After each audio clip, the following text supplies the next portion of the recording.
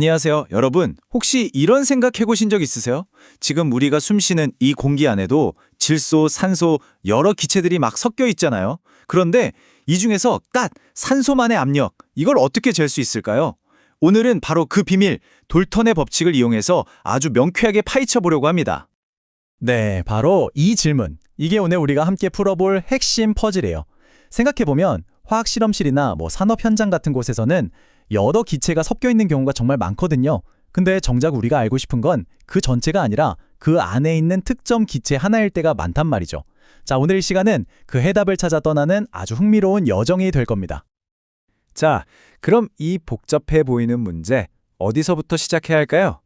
의외로 답은 아주 간단한 데서 출발합니다. 뭐냐면요. 부분이 모여서 전체를 이룬다. 어때요? 너무 당연한 말 같죠? 바로 여기서 모든 게 시작됩니다. 좋습니다. 그럼 상상력을 한번 발휘해 볼까요? 여기 용기가 하나 있는데 이 안에 A라는 기체만 딱 들어있다고 쳐보죠. 그럼 이 기체 분자들이 가만히 있겠어요? 아니죠. 막 돌아다니면서 용기벽을 쿵쿵 칠 거 아니에요. 바로 그 힘이 압력이죠. 이걸 우리는 기체 A만의 압력, 그러니까 부분 압력이라고 부를 거예요. 자, 그럼 이제 A는 싹 비워내고 그 똑같은 용기에 이번엔 B라는 다른 기체를 넣어볼게요. 그럼 어떻게 될까요? 네, 당연히 B도 자기 혼자서 용기벽을 밀어내면서 자신만의 압력, PB를 만들어내겠죠. 중요한 건 B는 A가 있었는지 없었는지 전혀 신경 안 쓴다는 거예요. 그냥 자기 할 일만 하는 거죠. 자, 이제 드디어 하이라이트입니다. A랑 B를 한 용기에 같이 넣어버리면 과연 무슨 일이 벌어질까요? 서로 싸울까요? 아니면 압력이 막 이상하게 변할까요? 정답은 놀라울 정도로 간단합니다. 전체 압력은요, 그냥 A가 혼자 있을 때의 압력이랑 B가 혼자 있을 때의 압력을 그냥 더하면 끝입니다. 와, 정말 아름답지 않나요? 이렇게 간단할 수가. 말 그대로 각자의 부분이 모여서 완벽한 전체가 되는 거예요. 와, 법칙 자체는 정말 간단하고 멋지죠? 근데 이걸 실제로 써먹으려면, 그러니까 계산을 하려면 우리한테 아주 중요한 열쇠가 하나 필요해요. 그게 바로 몰분율이라는 개념입니다. 지금부터 이 몰분율이라는 열쇠로 돌턴의 법칙이라는 문을 활짝 여는 방법을 보여드릴게요. 몰분율, 이름만 들으면 뭔가 되게 어려워 보이죠? 근데 전혀 아니에요. 진짜 쉬워요. 그냥 쉽게 말해서 지분이라고 생각하시면 돼요. 예를 들어 기체 100개가 있는데 그중에 A가 30개 있다? 그럼 A의 몰분율, 즉 A의 지분은 30%, 아니 0.3이 되는 거죠. 전체 양 중에서 특정 기체가 차지하는 비율, 그게 다입니다. 자, 여기서 이제 진짜 재밌어집니다. 여러분, 다들 한 번쯤 들어보셨을 이상기체 법칙, PV는 nRT. 기억나시죠? 이 공식의 핵심이 뭐예요? 압력 P랑 기체의 양 N이 서로 비례한다는 거잖아요. 그쵸? 근데 생각해보세요. 돌턴의 법칙이랑 이걸 합치면 엄청난 일이 벌어집니다. 굳이 기체 하나하나의 압력을 따로 잴 필요가 없어져요. 그냥 전체 압력이랑 각 기체의 지분, 즉 몰 분율만 알면 부분 압력을 바로 계산할 수 있는 마법 같은 지름길이 열리는 겁니다. 그리고 마침내 우리가 오늘 이 시간을 통해 얻고자 했던 최종 병기, 바로 이 공식입니다. 어떤 기체의 부분 압력은 그 기체의 몰 분율 곱하기 전체 압력이다. 다른 건 다 잊어버리셔도 오늘 이것 하나만은 꼭 머릿속에 담아가세요. 자, 그럼 이제 이 강력한 무기를 손에 쥐었으니 실전 문제 풀러 한번 가볼까요? 좋습니다. 이론은 이쯤 하고요. 백문이 불여 일견이죠.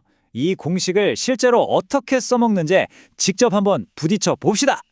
자, 첫 번째 문제. 가볍게 워밍업부터 시작할게요. 자, 상황을 한번 보시죠. 어떤 용기 안에 헬륨, 네온, 아르곤 이렇게 세 기체가 섞여 있어요.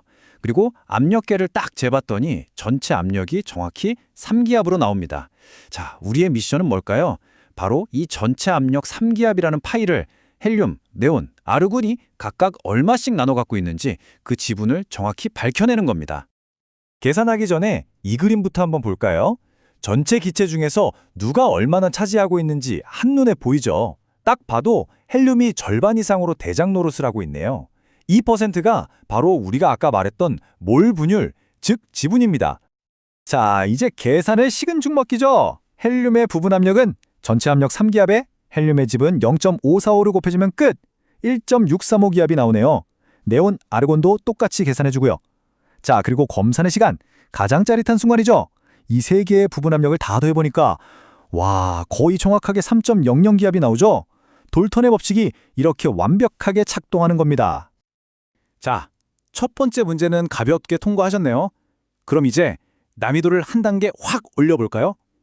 이번엔 젖은 기체라는 조금 더 까다로운 녀석을 상대해 보겠습니다. 이게 이름은 좀 그래도 실제 화학 실험에서는 정말 흔하게 만나는 아주 현실적인 상황이에요. 상황은 이렇습니다. KClO3라는 하얀 가루를 가열하면 산소가 막 나오거든요. 근데 이 산소를 공기 중에서 그냥 모으면 다른 기체랑 섞이니까 물속에서 이렇게 병을 거꾸로 세워서 모으는 거예요.